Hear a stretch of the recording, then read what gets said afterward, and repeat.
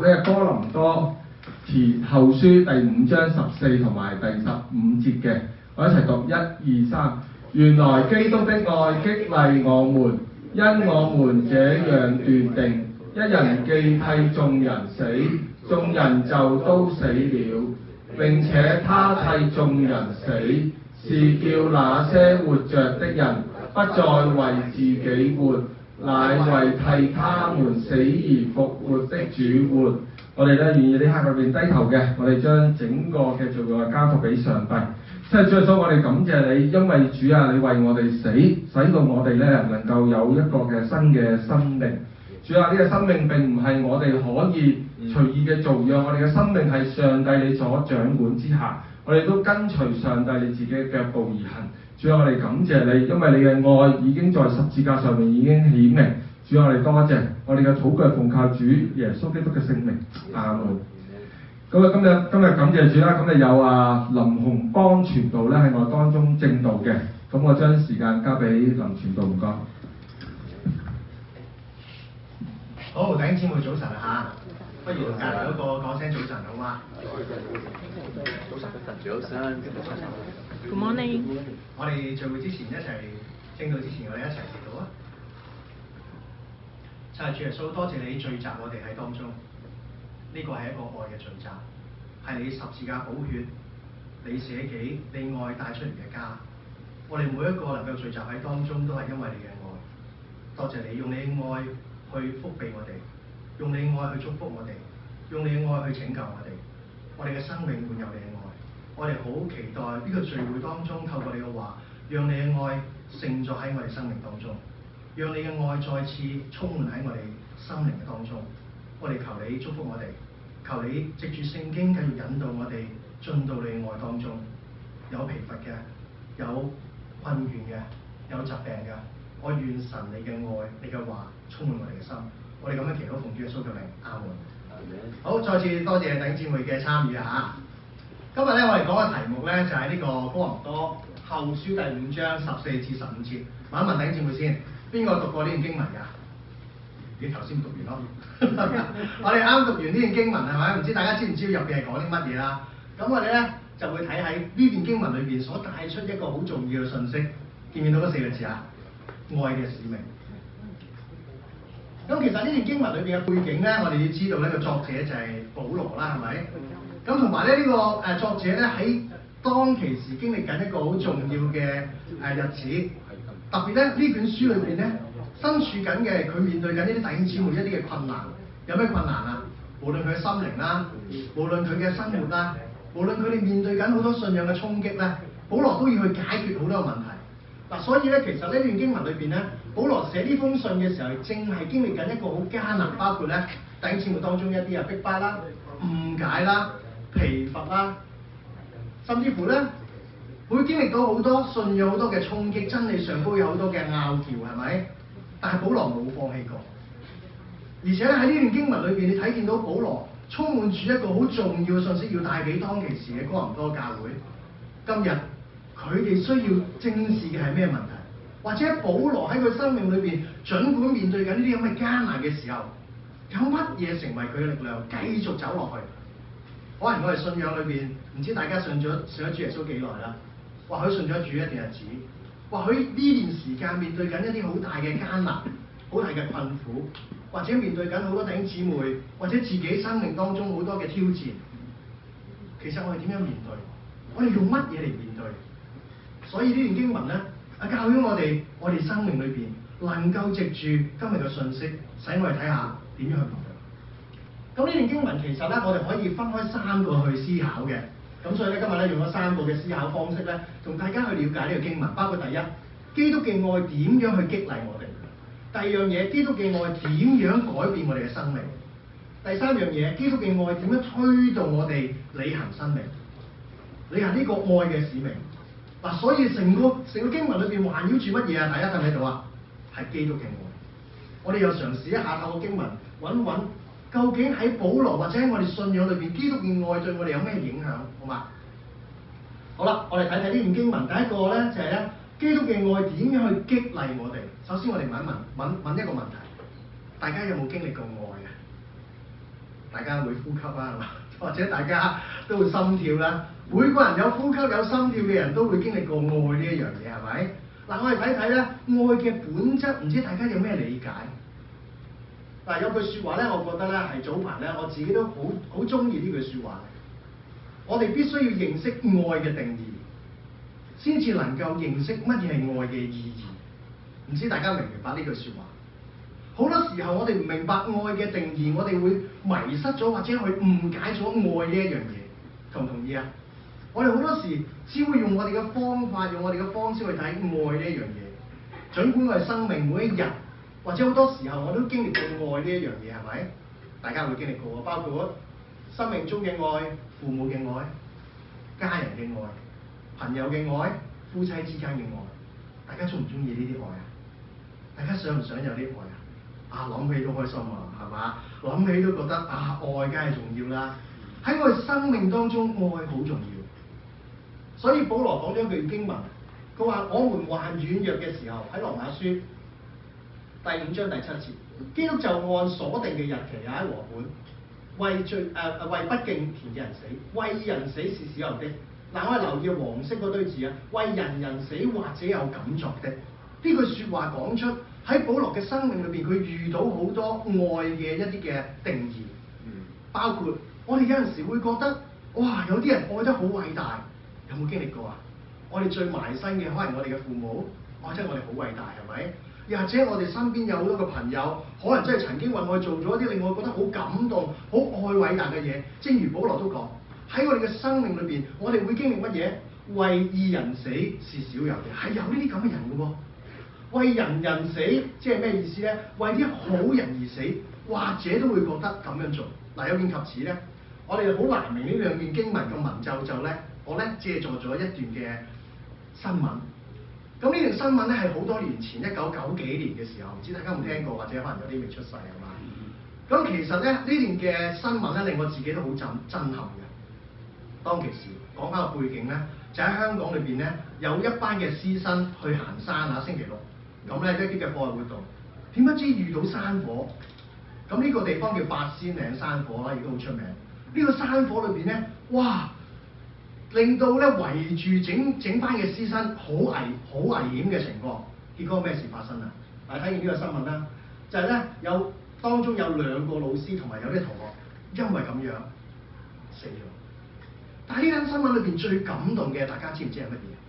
原來好多人咧知道，原來呢2個老師為咗救呢班學生，甚至乎奮不顧身咁樣讓嗰班學生走，以致令到佢自己咧犧牲咗。嗱，我話呢段新聞咧嘅背景咧，大家可能都有聽過，但係唔知大家知唔知啊？咁我識一個弟兄咧，佢係當其時做消防員，而家都係啊。咁佢當其時做一個拯救嘅工作，佢一次分享呢個見證，令我覺得自己令我覺得呢件故仔更加感動。佢話説咧，佢咧去到呢個拯救嘅現場，咁見即係行到上山嘅時候咧，佢見到咧一嚿大嘅石頭。呢個大石頭下低咧有一嚿燒焦咗嘅物體。咁呢嚿燒焦咗物體咧，初頭嗰班嘅即係消防員咧同埋救護人員咧，以為係一啲嘅植物或者一啲嘅物件嚟嘅，所以燒到已經燶晒。而嗰件物件嘅形狀啦，嗱，記住我嗰個動作先嚇，嗰個物件形狀係咁樣嘅。見唔見到啊？即係話嗰個物件係好似2隻手舉高緊。其實原來我當嗰班救護人員去到，發現係一個老師嘅屍體。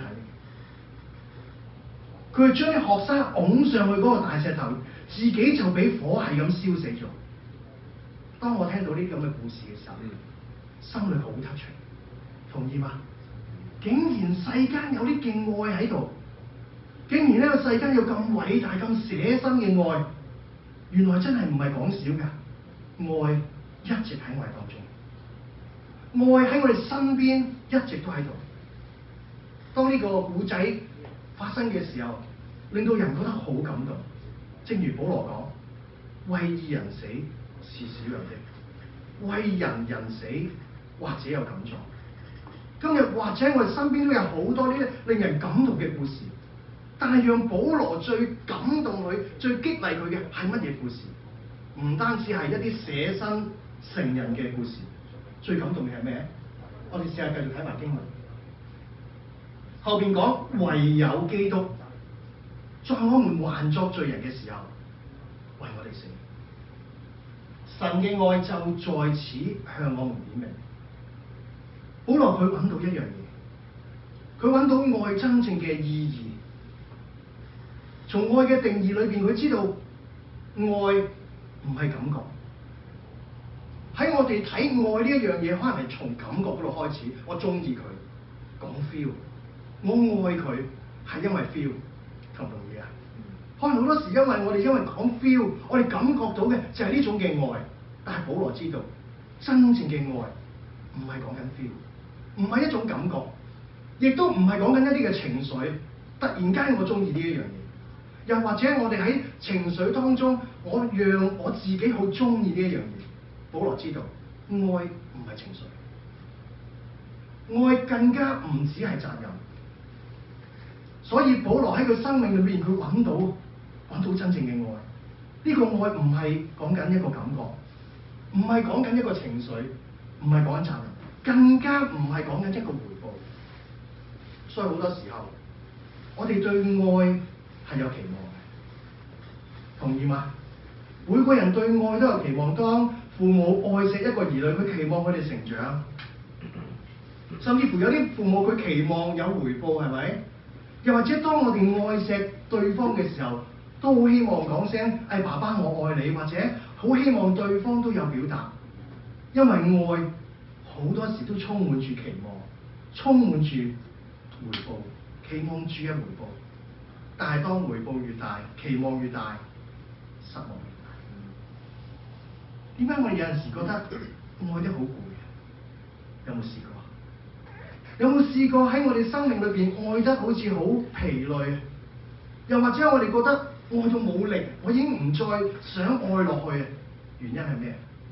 因為我哋將呢份愛帶住咗一種期望，我哋將呢份愛帶住咗一個回報嘅期望，結果帶出嚟嘅係失望。有冇經歷過啊？保羅講出原來世間裏邊好多講緊呢種嘅愛。但係耶穌基督嘅愛，唯有基督，當我哋還作罪人嘅時候，為我哋死。呢一個係一個犧牲嘅愛，呢一個係一個無條件嘅愛。喺呢個世界上高，保羅好清楚揾唔到。點解啊？我哋睇下保羅佢人生嘅經歷。保羅喺段經文裏邊佢咁講。喺提摩太前書第1章第13節，佢咁樣讀，不如我哋一齊讀好嘛？我從前是做逼迫、迫害、背叛神的人，然而我還蒙了憐憫，因為我是在不信、不明白的時候作的。然而我們的主恩典格外豐盛，使我在基督耶穌裏有信心和愛心。這話是信，值得完全接受。基督耶穌到世上來，為要拯救罪人，而在罪人中我是個罪魁。然而我蒙了憐憫，好讓基督耶穌在我這罪魁身上顯明他完全的忍耐，給後來信他得永生的人做榜樣。睇唔睇到呢啲聖經？佢形容自己係乜嘢？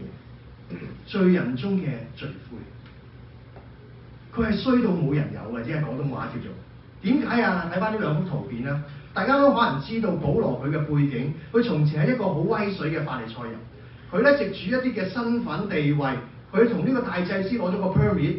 呢個 permit 係能夠咩啊？拉晒所有相信主嘅人去坐監，甚至乎係迫害。佢做咗呢啲令人覺得好討厭嘅事情，甚至乎令人覺得受傷嘅事情，令一啲嘅信徒落到一啲好坎坷嘅情況裏邊。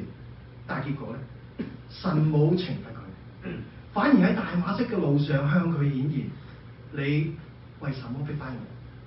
佢會問一個問題：我逼迫緊嘅係基督徒，我又冇逼迫你，但係耶穌講：你逼迫緊我。呢個逼迫緊我，其實讓保羅知道，原來今日佢所迫害緊嗰班人，同呢個耶穌基督有一個好大嘅結連。然而喺佢生命裏邊，佢覺得原來佢生命係一個罪魁嚟嘅。當我還作罪人嘅時候，基督就按所定嘅日期為我死。呢個世界揾唔到，我哋唔會愛一啲我哋唔中意嘅人，同意嘛？我哋唔會愛一啲曾經對我哋好差嘅人，我哋好難愛。但係耶穌基督，就係當我哋對佢好差，當我哋仲好冷漠，甚至乎當我哋仲得罪佢，做好多令佢傷心嘅事嘅時候，耶穌就按所定嘅日期冇改變過，佢堅定嘅為你同埋為我而死。呢種就係神嘅愛。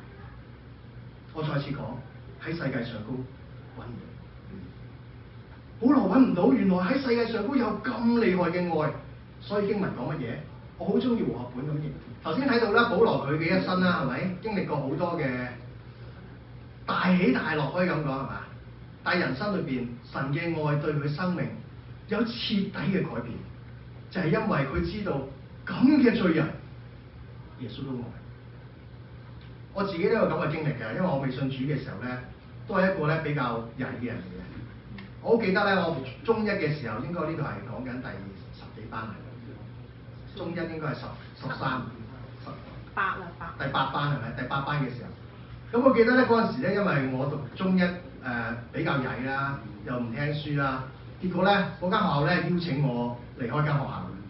我好記得我上學期咧嗰陣時都好乖嘅，因為我真係比較細粒啦，啲老師啊中意摸下我個頭啊，跟住咧就好愛錫我。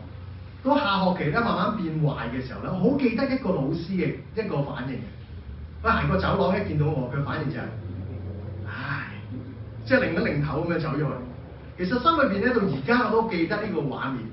原來當人去到一個令人唔中意嘅地步，對方未必會再喜歡你。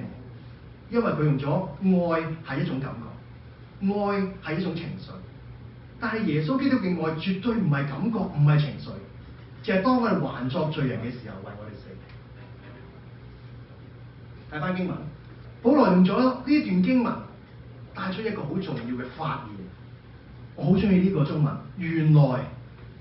呢個原來呢個字好似一個好大嘅發現，哇！原來阿林傳道係咁有錢㗎，嗱，呢例子嚟㗎啫，即係原來呢個字咧係可以講緊一個好大嘅發現係嘛？啊，再次講下例子嚟嘅啫 ，OK。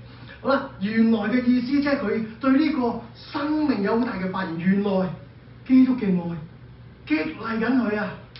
各位弟兄姊妹，你有冇發現過呢一樣嘢？發現喺你生命裏邊，原來有一種嘅愛喺你身邊。原來有一種愛一直激勵緊你。保羅喺呢度重新發現到愛嘅定義，所以保羅佢好清楚愛嘅意義。呢個意義唔再係講緊情緒，唔係講緊一個嘅感覺，更加唔係講緊一個責任。呢個愛真實嘅意義就喺基督裏邊，就係當我哋還作罪人嘅時候，為我哋死呢種犧牲無條件嘅愛。大家有冇發現到？從今日起，我希望大家發現呢種基督嘅愛。基督嘅愛係點樣？激勵緊佢。嗱，激勵嘅意思咧，原文嘅聖經咧，可以解做催逼。做細路仔最唔中意嘅係嘛？阿媽起身未係嘛？食早餐未？呢叫催逼係咪？但係背後咧，成日我都同啲細路仔講，記住啊，唔係我翻學啊，係叫你翻學啊。催逼係為佢哋好嘅喎，係咪？跟住第二樣嘢啦。就係講驅使或者推動，啊英文叫 controls。今日基督嘅愛 control 緊保羅。咩叫 control 啊？基督嘅愛成為佢嘅生命，基督嘅愛推動緊佢嘅生命。嗱，特別咧有句説話，我覺得咧幾值得我哋去諗下，係意味住基督嘅愛並唔係靜止咁樣喺我哋生命當中。基督嘅愛係一種持續運行嘅力量，好似一股洪水咁樣推動我哋，讓我哋生命向前，讓我哋生命進步，讓我哋生命經歷到呢種愛嗰種嘅動力。正正就係當我哋覺得愛到好攰嘅時候，當我哋正正喺我哋生命裏邊，我哋會經歷到愛好似冇力量嘅時候，基督嘅愛繼續推動我哋。基督嘅愛讓我哋嘅生命有力量，所以呢度講係邁向我哋屬靈嘅成長同埋委身。特別基督嘅愛，我特登 call 咗一嚿好靚嘅跑車係嘛？一架好靚嘅跑車，如果得個殼冇用喎，最緊要係咩啊？個 engine。今日基督嘅愛成為咗保羅生命嘅 engine，佢嘅力量，佢嘅動力，佢面對嘅難處，佢所接受嘅挑戰背後嗰種嘅力量喺邊度嚟？基督嘅愛。今日同樣，我哋每一個嘅弟兄姊妹，而家可能你面對緊挑戰，面對緊好多信仰嘅衝擊，試下諗下，基督嘅愛係我哋生命嘅 engine。基督嘅愛成為我哋生命嘅力量，再次成為我哋嘅動力，推動我哋繼續走落去。第二樣嘢，基督嘅愛點樣改變我哋嘅生命，包括改變我哋嘅價值觀。嗱，留意下嗰段經文第5章15節嗰度講乜嘢？基督並且他替眾人死，叫那些活着嘅人，紅色字一齊讀，不再為自己活，乃為替他們死而復活嘅主而活。基督嘅愛讓保羅知道，今日生命唔再係自我，真正嘅愛從來唔會係自我。正如睇見嗰個故事，背後有好多人嘅犧牲，原來愛係充滿住捨己，愛一定係有人犧牲，愛背後亦都有好多人嘅付出，你會感受到愛。同樣呢度講出，因為經歷到基督呢種付出、呢種捨己愛嘅時候，使佢嘅人生不再為自己而活，使我哋人生嘅焦點唔再係自我，使我哋人生嘅焦點，使保羅人生嘅焦點，今日佢明白到唔再係自己想做乜就做乜，使佢人生會明白到今日佢所面對嘅就係因為基督嘅愛推動佢做神要去做事。呢度講出耶穌基督嘅愛改變咗佢價值觀，所以有句説話：當我哋明白基督嘅愛嘅時候，生命嘅焦點唔會再係自我，而係為神國度而活。所以保羅喺腓立比書第3章第8節，佢講咗一個好重要嘅經文。佢話乜嘢？我把萬事當作有損，因為我以認識主耶穌基督為至寶。我為他已經丟棄萬事，看作糞土，為要得着基督。佢人生整個嘅價值觀就係因為呢份愛完全嘅去改變咗。今日喺我哋生命裏邊有啲乜嘢價值觀，或者有啲乜嘢仍然係好喺我哋生命裏邊自我嘅一啲嘅價值觀，盼望基督嘅愛再次激勵我哋，盼望基督嘅愛再次 control 我哋，讓基督嘅愛去充滿住我哋。第二樣嘢，基督嘅愛改變咗我哋生活嘅方式。睇睇呢個聖經講乜？並且他替眾人死，跟住紅色嗰堆字，乃為替他們死而復活嘅主而活。除咗價值觀之外，原來保羅整個人生今日唔再為自己而活，佢生活嘅模式、生活嘅方式完全嘅改變。講一啲例子，我覺得咧，因為我過往咧喺香港咧都做好多栽培工作。咁咧，我都會同好多弟兄姊妹查經啦，而家都有嘅其實嚇。好多人咧都嗌我做林老師啦。咁咧好得意咧，好多時咧啲嘅同學或者弟兄姊妹咧，好中意問我一啲聖經嘅問題。我相信大家都會問過，問好多乜嘢啊？信咗主之後，我做唔做得㗎？係嘛？信咗主之後，我講唔講得粗口㗎？信咗主之後，我可唔可以打麻雀㗎？好多呢啲信咗主之後，可唔可以做？可唔可以唔做？可唔可以唔去做？好多啲問題喎，唔知大家會點答嘅？或者唔知內心裏邊會諗啲咩咧？當信主原來乜信主咁麻煩㗎？又唔做得嗰樣，又要做嗰樣係嘛？又要我做呢啲，又唔可以做呢啲，係咧，信主就係咁麻煩㗎啦，係咪？信主就係咁大束縛㗎啦。唔知大家有咩領會，或者喺呢個咁嘅一個咁嘅氛圍裏邊，我哋會對呢啲嘅問題會點樣去解決？我可以咁講，當我每一次去答弟兄姊妹啲問題嘅時候，我問一個問題，我會問翻佢哋一個問題，又或者我會講一個見證俾佢聽。好多時，其實神唔係要求你做定唔做呢樣嘢，喺呢件事裏邊，其實神要你知道，究竟你係咪真係愛緊呢位神？舉一個例子，我成日好中意舉一個例子，舉呢個例子嘅。若然我行街同我太太一齊，跟住有位妙齡嘅少女迎面經過，咁如果係嘛，即係如果我行過隻眼咧斜視咗去嗰度，跟住咧仲咧哇作出一啲一啲嘅舉動，譬如吹口哨、feel 咁樣係咪？其實我可唔可以咁做㗎？男士唔敢答係嘛？其實行過啲咁嘅經歷係咪？其實某個程度上可以咁做㗎。我可以咁做係嘛？我見到中意嘅嘢，我見到中意自己或者想表達嘅嘢，我梗係咁做。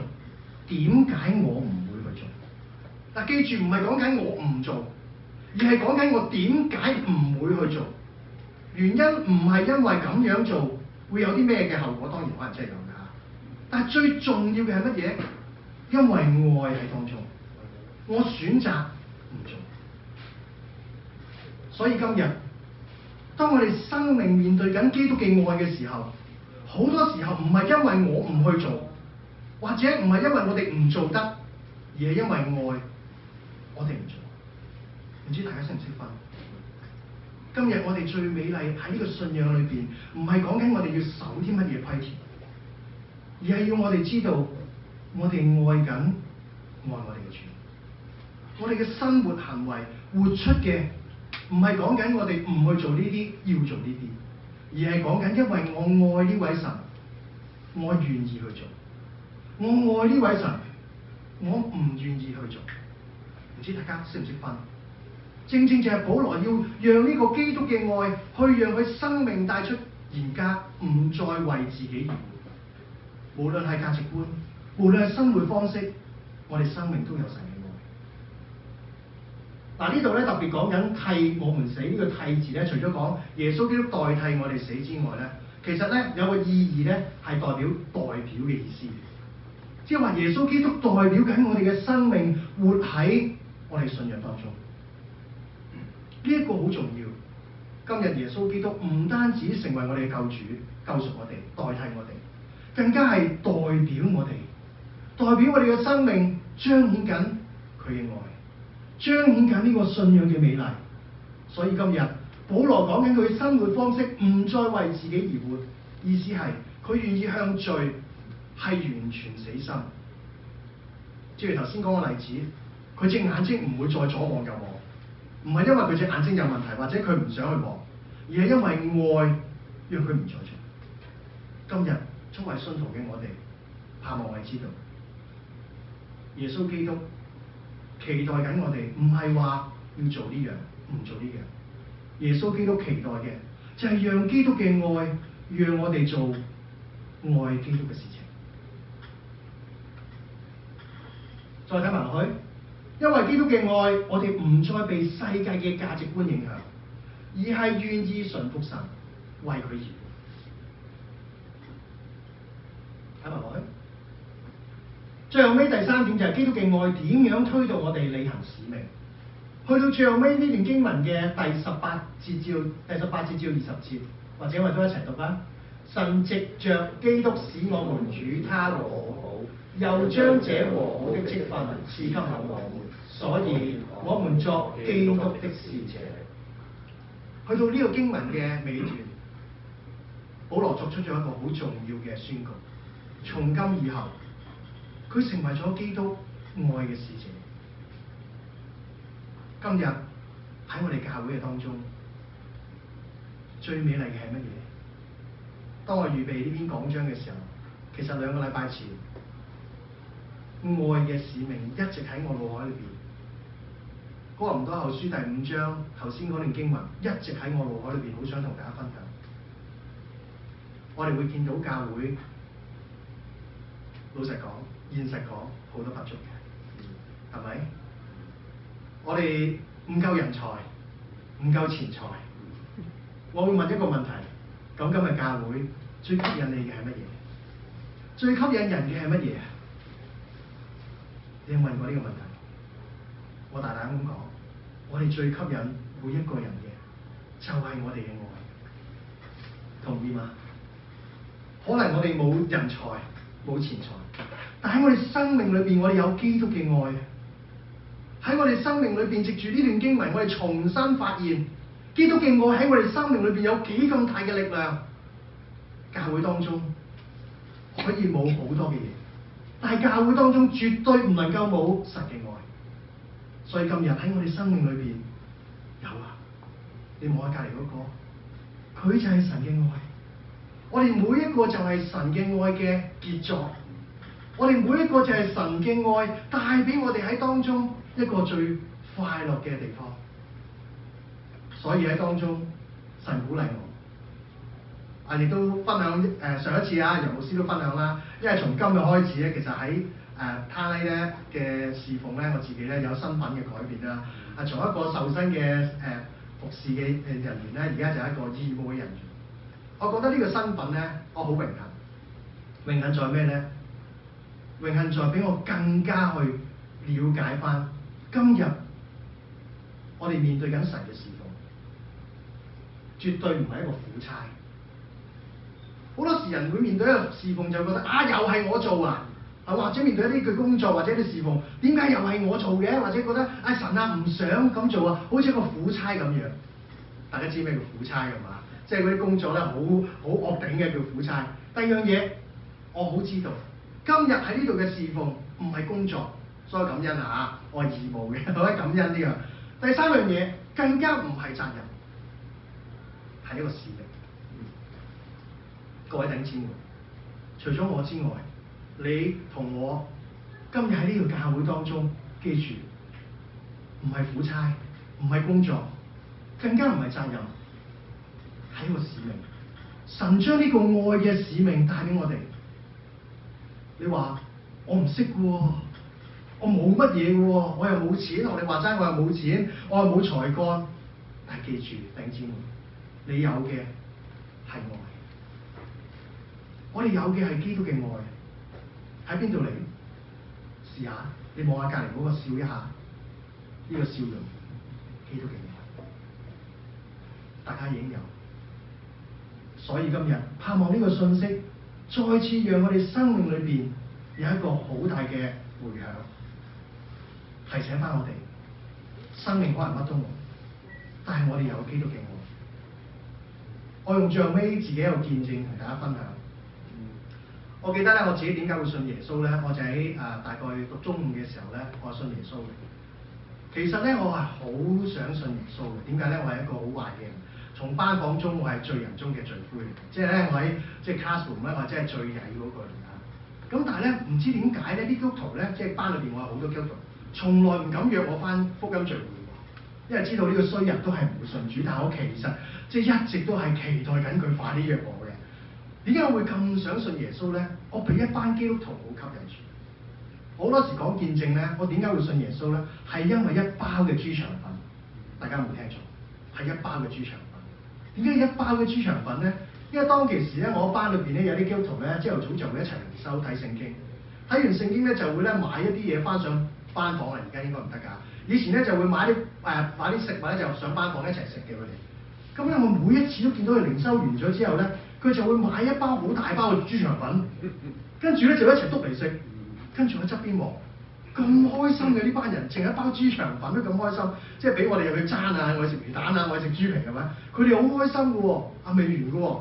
每次一轉堂嘅時候咧，好得意喎，嗰班基督徒咧就好中意寫書簽嘅喎，唔知大家而家興唔興啊？我嗰個年代好中意寫書簽喎，跟住咧佢咧有啲基督徒咧就同我講：林洪邦，唔該，咁佢以為俾我啦，幫我遞俾佢啊咁樣，即係遞俾另外同學。咁我就成日遞嚟遞去嗰啲書簽，我就諗：哇！呢班基督徒點解會咁嘅？佢哋嘅相愛，佢哋嘅愛心吸引住我，所以今日唔好睇小我哋嘅愛。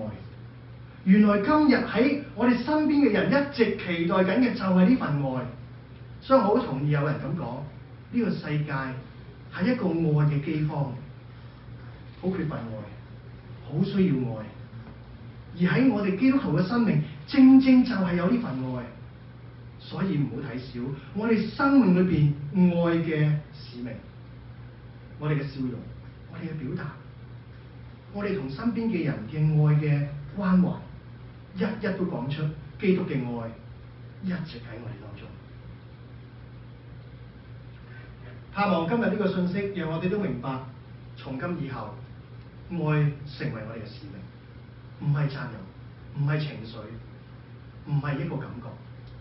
從今開始，我盼望我哋生命中嘅愛唔係承載住感覺，唔係承載住責任，而係承載住基督捨己嘅愛。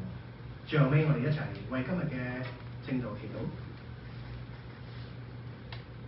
親愛主耶穌，多謝你用行動表達出你幾咁愛我哋。我哋生命或許會經歷過好多嘅愛，多謝你讓我哋生命經歷父母俾我哋嘅愛，朋友之間嘅愛，或者我哋好多好親密關係嘅愛，我哋當中好嚮往，我亦都好感覺到當中嘅溫暖，背後有好多嘅付出。但係最感謝喺我哋生命裏邊，我哋發現到嘅就係基督呢份捨己付出，甚至乎無條件嘅愛。就係當我哋還作罪人嘅時候，你願意甚至按所定嘅日期為我釘十字架呢種嘅愛。呢個世界真係揾唔到呢份咁無比嘅愛。求主藉住今日嘅經文，求主藉住今日呢份基督嘅愛，再次激勵我哋嘅心，再次 control 我哋嘅生命，再次讓我哋嘅生命被呢份愛去充滿，以致讓我哋從今開始，我哋嘅愛唔係承載住我哋嘅感覺，我哋嘅愛唔再係承載住我哋嘅情緒，我哋嘅愛更加唔再係承載住我哋嘅責任。我哋期待我哋嘅愛藉住基督嘅愛嚟承載住我哋嘅人生，以致我哋身邊嘅人，我哋每一個甚至乎我哋自己每一日所面對嘅呢個愛嘅使命，就係將基督嘅愛延續起嚟。盼望我哋嘅生命因你嘅愛被激勵、被燃點。我哋咁樣祈禱，奉主耶穌嘅名，阿門。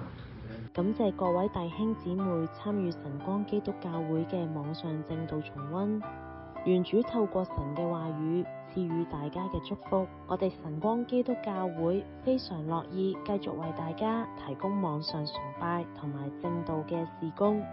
喺呢度，我哋懇求大家繼續為我哋祈禱。我哋誠摯歡迎本地同海外嘅弟兄姊妹支持我哋嘅事工。你嘅金錢奉獻將為我哋嘅使命帶嚟莫大嘅鼓舞。我哋提供多種便捷嘅網上奉獻方式，包括 PayPal、Visa 同埋銀行轉賬等。為咗方便向大家提供免稅嘅奉獻收據，請你提供英文全名及聯絡方式，例如電郵地址。願主嘅祝福常伴隨住大家，阿門。